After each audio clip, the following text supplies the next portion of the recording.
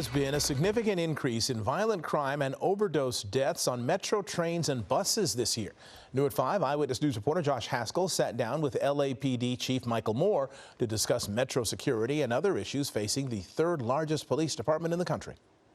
The good news is that ridership is back up on Metro following the pandemic. The bad news, 21 people have died on trains and buses in the Metro system this year, most from apparent drug overdoses, which is the total number that died on our transportation system all of last year. There's real fear that because of safety concerns, ridership numbers are threatened once again. The 98 violent crimes that have occurred in that same time is far too many. In MacArthur Park, and the reports regarding the open intoxication, people who are under the influence of some type of drug and even dying on the line as a result of those overdoses, that we need to do a better job of ensuring that the people that are on the line and on the platforms are not in that condition. LAPD and the Sheriff's Department contracts with Metro expire in June, and some believe more armed officers is not the answer to making riders feel safe. Earlier this month, Metro introduced a new ambassador program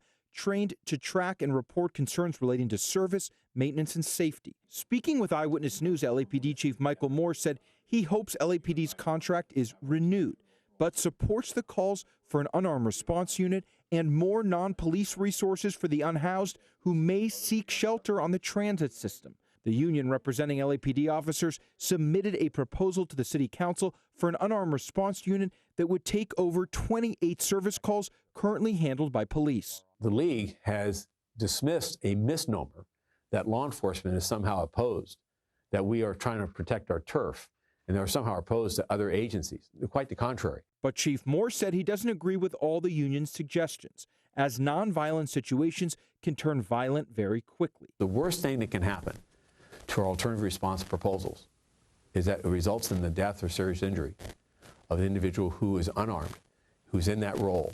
And then who are you going to attract to do that work? Moore believes in adjustments to the LAPD, but says you can change the way we police without being anti-police. One of the biggest challenges facing the department is staffing. We have just under 200 personnel in the academy today, and we should have about just over 300. It's not just the recruitment, it's also the retention of the personnel that we have. We've seen a heightened increased number of people leave early, where we would normally lose 500, 510 officers. We're losing well over 600. Moore's hopeful that Los Angeles Mayor Karen Bass's budget, which she'll release next month, will help the LAPD's staffing get closer to where it was pre-pandemic.